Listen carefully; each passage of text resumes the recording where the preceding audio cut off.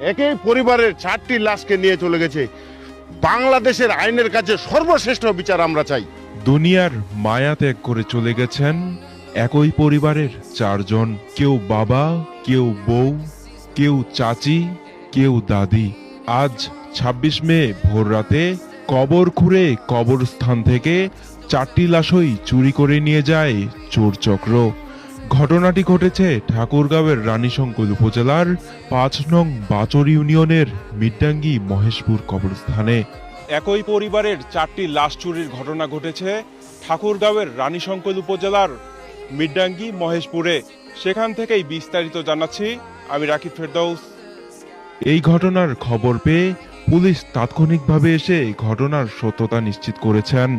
আশেপাশে থেকে এলাকাবাসী এসে এমন নিন্দনীয় ঘটনায় তাদের ক্ষোভের কথা জানান। আমি মোহাম্মদ জহিরুর রহমান, বাসা হলো মহেশপুরে। আমি তো শুয়ে আছি, আমি তো খবরের পাশে প্রতিদিনই আসি। বাড়িতে এই যে এখানে জোহরের নামাজ পড়লাম, মাদ্রাসায় যায় বাড়ি শুয়েছি।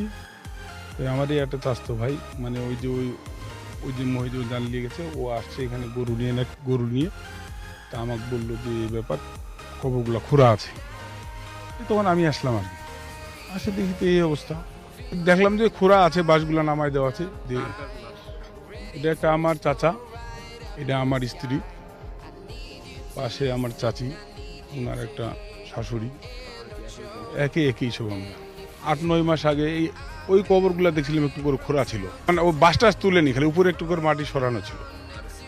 আজকে দেখতেছি সব বাঁশ তুলে রাখছে উপরে। আমার ছোট ভাই, ওটা আমার বৌমা, আর ওটা আমার ভূষণ, আর ওটা আমার ওই যে আমার ভূষণের শাশুড়ি। তো আসে দেখলাম যে ওই যে কবর করে নিয়ে গেছে। বলা যাবে না ভাই, এই যে আমার মহেশপুর মৌজায় 3 নম্বর ওয়ার্ডে এই গোরস্থানে যে বাকি ঘটনাগুলো ঘটে, অনেকবার ঘটেছে, কিন্তু আইনের লোক আসতেছে, সাংবাদিক আসতেছে, ভিডিও করতেছে, কিছু তো হয় না। এখন দেখেন একই পরিবারের 4টা লাশকে নিয়ে চলে গেছে। আইনের কাছে আমরা শক্ত হাতে এটার বিচার চাই। কে করেছে আইন যেন খুঁজিয়ে দেখে।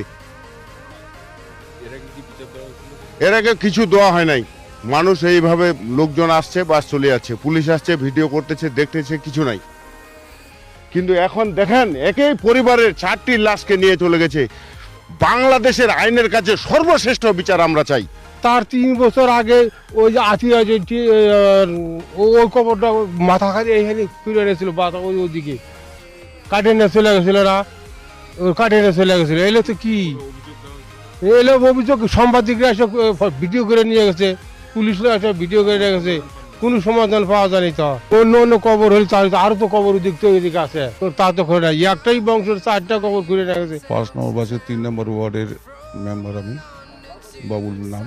আমি থানায় ফোন দিই, থানায় ফোন দিয়ে বললো কি যে আগে দেখেন যে লাশ টাশ উঠাইছে নাকি, ওদের কি বক্তব্য, এমন যে কারো সন্দেহ টন্দেহ থাকে দেখেন। আর যদি ওরকম না হয় যে লাশ টাশ উঠায়নি কিংবা শিয়াল টেল উঠেছে, তারা মাটি দিয়ে দেবে। তা আসে দেখলাম এখানে যে প্রেক্ষাপটটা আলাদা। প্রেক্ষাপটটা দেখলাম যে এটা মানুষই খুঁজছে। একটা মানুষ তো কুরবানি, আর রোজার আগে কয়েকদিন আগে মারা গেছে, রোজার আগে। আর 2-3টা লাশ, একটা 2 বছর মনে হয় এটা, আর ওগুলো 1.5 বছর করে 2টা। এর আগের ঘটনাটা এত বড় হয়নি, আমরা দেখছিলাম সবাই মিলে, কই কচে শিয়ালে উঠকেছে, কই কচে এইভাবে। আর আজকের গুলো দেখলাম যে মানুষই খুঁজছে, এই অবস্থা লাগলো আমার, মানে আমার মনে হলো আর কি। নিরাপত্তার জন্য কাউকে রাখা হয় নাই? না, কবরের এখানে তো আমাদের রাখা হয় নাই, অবশ্য রাখি নাই, ইয়ার আগে কিছু হয়নি, আর রাখারও ব্যবস্থা আমাদের নাই। এখন সরকার থেকে যদি কিছু ব্যবস্থা করে দেওয়া যায়, হ্যাঁ, কোনো উদ্যোগ নেই, থানা থেকে যে উদ্যোগ নেই, তাহলে আমরা একটু মানে এলাকার জন্য সুবিধা হবে আর কি, ভালো হবে, সবার জন্য ভালো হবে আর কি।